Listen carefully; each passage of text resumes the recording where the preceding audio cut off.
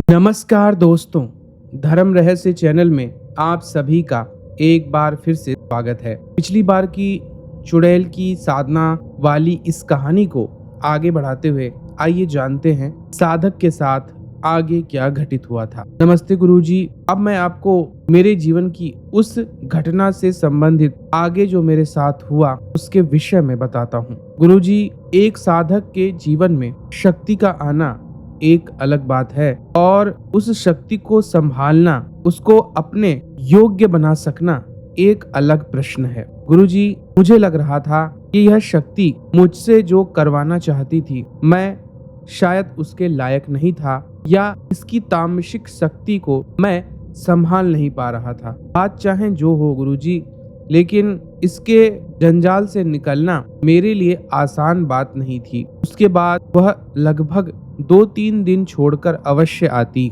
और मेरे शरीर के साथ खिलवाड़ करती, जैसे कि मैं कोई खिलौना हूँ। शरीर से ऊर्जा निकल जाने की वजह से मैं शक्तिहीन हो जाता था, ताकत खत्म हो जाती थी। न तो साधना करने की शक्ति बचती थी और न ही मैं कोई और कार्य उसके बाद कर पाता, क्योंकि थक जाता था। और जब मुझसे वह जो करवाने की कोशिश करती मैं नहीं कर पाता, तो वह मुझे दंड देती, पीटती थी। मुझे यह लगने लगा कि अब मुझे इसके वश से बाहर निकलना अनिवार्य जरूरत है। अगर मैं ऐसा नहीं कर पाया तो यह मेरे प्राण ले लेगी। शरीर को शक्ति विहीन करती जा रही थी। इसीलिए मैंने सोच लिया इससे मुझे बाहर निकलना है। मैंने उसके मंत्रों का जाप करना छोड़ दिया, लेकिन इसके बाद भी उसका प्रभाव कम नहीं पड़ा, क्योंकि शक्ति अगर चिपक जाए या सिद्ध हो जाए तो फिर वो साथ नहीं छोड़ती है। मैं कोई अच्छा काम करने की सोचता,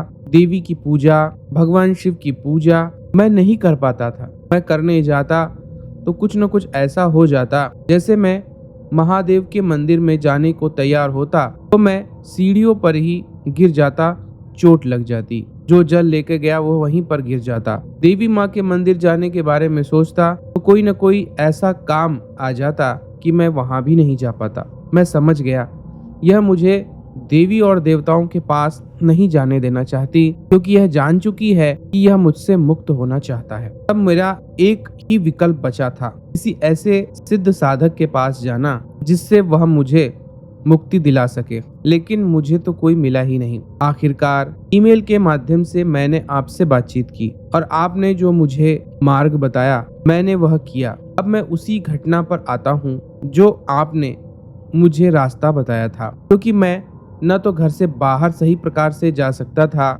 दिन भर घर में पड़ा रहता और वह मुझे ऐसे चूस रही थी जैसे गन्ने को रस विहीन कर दो तो सूखा हिस्सा ही बचता है। बिल्कुल मेरी स्थिति वैसी ही हो गई थी। आपके कहे अनुसार मैंने उसी स्थान पर दोबारा गया और जो प्रक्रिया आपने बताई वह मैंने की। फिर मैंने दोबारा जब आपको ईमेल किया तब आपने बताया कि इस शक्ति का विसर्जन करने के लिए जो गलतियां की हैं उनको भी व्यवस्थित करना बड़ा ही आवश्यक है। तब मैंने देवी माँ की उस प्रतिमा को पहले जो काले धागे से बंधन किया था उसे खोला और रात के वक्त मैं उसी मंदिर में रखने के लिए जाने लगा कि तभी मुझे पीछे से उसी चुड़ैल की आवाज आई, कहाँ जा रहे हो? देखो यह तुम ठीक नहीं कर रहे हो। वह बात और आवाज बिल्कुल स्पष्ट थी गुरुजी। तब मैंने उसकी बातों में ध्यान नहीं दिया, मैं आगे बढ़ता गया। आपके दिए गए मंत्र के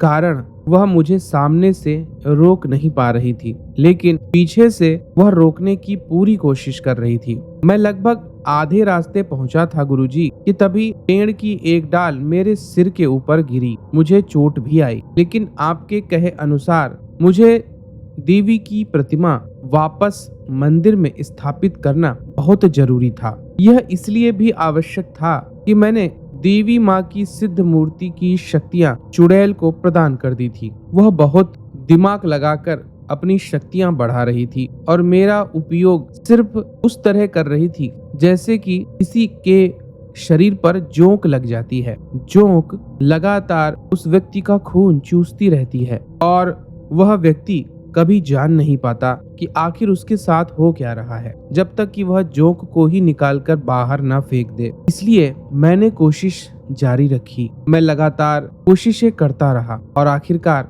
देवी माँ के मंदिर तक पहुंचकर मैंने उनकी मूर्ति को मंदिर में स्थापित किया, पूजन अर्चन किया। सत्य कहता हूँ गुरुजी, जब मैंने उनकी पूजा की और आपके कहे अनुसार देवी अथर्व शीर्ष का पाठ किया, ऐसा लगा कि कई दिनों से जो मेरे सिर में भारीपन था अब वह पूरी तरह हल्का हो चुका है। मुझे अंदर से बहुत अच्छा महसूस हो रहा था। इतने दिनों के बाद मन में एक शांति सी महसूस हो रही थी। मैं समझ गया कि या तो पूरी जानकारी हो और हमें शक्ति को कैसे वश में रखना है, इसकी पूर्ण विद्या आती हो, तभी तामसिक शक्तियों को अपने वश में करना चाहिए, अन्यथा वह आपको अपने वश में कर लेती हैं। लेकिन गुरुजी, मैं घर जब वापस आया तो वह फिर से थोड़ी देर बाद आ गई।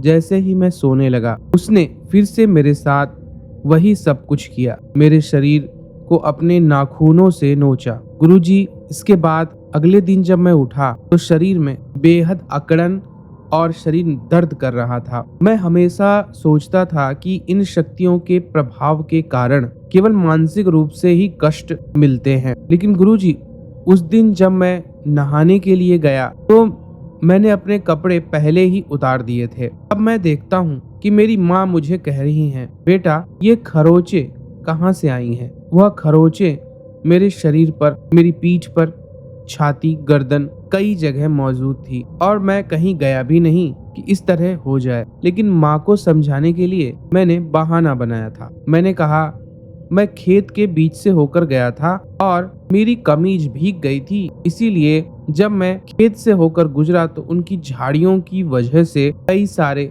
शरीर में कट लग गए हैं। लेकिन मेरी माँ भी पारखी थी। उन्होंने एक बात कही, ये तो जैसे कोई उंगलियों से नोचता है वैसा कुछ है, क्या किसी छोटे बच्चे ने तुम्हें नोचा है? मैंने कहा नहीं, ऐसा कुछ नहीं है, और फिर मैं नहाने के लिए चला गया। मेरी जिंदगी बहुत खराब होती जा रही थी गुरुजी। मैंने आपको इसके बाद फिर ईमेल किया, आपका ईमेल का जवाब नहीं आया, तो मैंने दोबारा ईमेल किया, फिर भी जवाब नहीं आया। इधर मेरी हालत खराब होती जा रही थी। तीसरी बार जब मैंने ईमेल किया तब आपका ईमेल का जवाब आया था। गुरुजी, तब आपने मुझे कवच पढ़ने के लिए कहा और उसकी विद्या प्रदान की। इसके लिए आपने मुझे वही तरीका अपनाने को कहा, क्योंकि आपका कहना था जो चीज जहाँ जैसे जुड़ती है उसे वहाँ उसी प्रकार मुक्त करना आवश्यक होता है। तो जिस पेड़ के नीचे मैंने चुड़ैल की साधना की थी, मैं वहीं पहुंच गया गुरुजी, और जैसा सारा विधान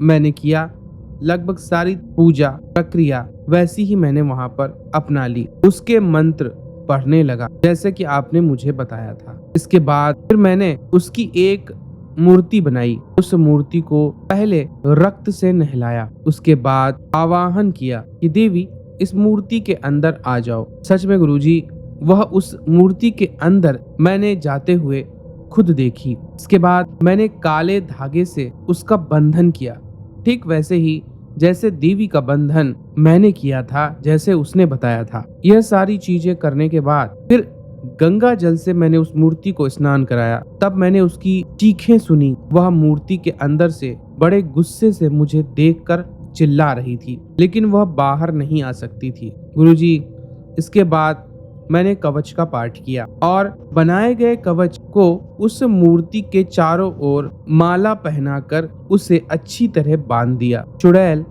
अब उस मूर्ति के अंदर कैद हो चुकी थी गुरुजी। फिर उसके बाद मैंने शमशान भूमि में जाकर उस मूर्ति को 3 फुट गहराई में जाकर दबा दिया और फिर उसी जगह पर मैंने गंगा जल ऊपर से छिड़क दिया, कवच का पाठ किया और घर आ गया। गुरुजी, मैं जब घर पहुंचा थोड़ी ही देर बाद मुझे नींद आ गई और सपने में मैंने उस चुड़ैल को देखा। वह शमशान भूमि में उस मूर्ति के अंदर दबी हुई है। उसने कहा, यह मेरा आखिरी जुड़ाव था जिसकी वजह से मैं तुम्हें यह स्वप्न दिखा पा रही हूँ। तुमने मुझे यहाँ कैद कर दिया है, लेकिन मुझे यहाँ से कोई ना कोई जरूर बाहर निकालेगा और मैं फिर आजाद हो जाऊंगी। सबसे पहले मैं तुम्हें जान से मारूंगी, हमेशा यह बात याद रखना। अब गुरुजी, उसके बाद से आज तक मुझे चुड़ैल का कोई अनुभव नहीं हुआ है। मैं उसके प्रभाव से मुक्त हो चुका हूँ और मैं अब देवी माँ की आराधना करता हूँ। गुरुजी, जल्दी ही मैं आपसे दीक्षा भी लेना चाहता हूँ, लेकिन इसकी जानकारी आप किसी को भी ना दें, क्योंकि मैं आपको अपना अनुभव भेज चुका हूँ ताकि किसी को मेरे बारे में न पता चले। मैं ऐसा सोचता हूँ या मुझे ऐसा लगता भी है कि मेरी मृत्यु का कारण यही चुड़ैल बन सकती है, इसलिए कोई ना तो मेरे बारे में जाने, ना ही वह चुड़ैल कहाँ है इसके बारे में, क्योंकि अगर किसी ने उस मूर्ति को बाहर निकालकर उस पे लगा हुआ कवच हटा दिया तो वह सबसे पहले मुझसे ही बदला लेगी। गुरुजी, आपका बहुत बहुत आभारी हूँ कि आपके बताए गए मार्ग से आज मैं मुक्त हो चुका हूँ और इस बुरी शक्ति के जंजाल से सदैव के लिए बाहर हो गया। आपने मेरे इस अनुभव को प्रकाशित किया है, इसके लिए भी मैं आपको धन्यवाद कहता हूँ और बाकी दर्शकों को भी यही कहना चाहूँगा कि कोई भी साधना कीजिए तो उसके बारे में पूरी जानकारी इकट्ठा कर लीजिए। शक्ति को सिर्फ सिद्ध नहीं करना होता, उसे संभाल कर अपने नियंत्रण में रखना उससे भी बड़ी आवश्यकता है। अगर आप इसके लायक नहीं होते हैं तो फिर आप यह साधना भी ना कीजिए। और इसीलिए हमारे गुरुजी गुरु मंत्र की पहले अनुष्ठान करवाते हैं ताकि व्यक्ति के अंदर इतनी ऊर्जा आ जाए। गुरुजी, अपने शब्दों को विराम देता हूँ, आपको प्रणाम करता हूँ। जय माँ पराशक्ति। तो देखिए, यहाँ पर इन्होंने जो अनुभव भेजा है यह बिल्कुल सत्य प्रतीत होता है और उन लोगों के लिए यह प्रेरणा है जो लोग तामसिक शक्तियों की साधना करते हैं। पूरी जानकारी, नियंत्रण और ऊर्जा बनाने के बाद ही ऐसी साधनाएं करनी चाहिए, अन्यथा बड़ी स्थिति खराब भी हो सकती है। आशा करता हूँ आपको आज का वीडियो पसंद आया होगा। आप सभी का दिन मंगलमय हो। जय माँ पराशक्ति।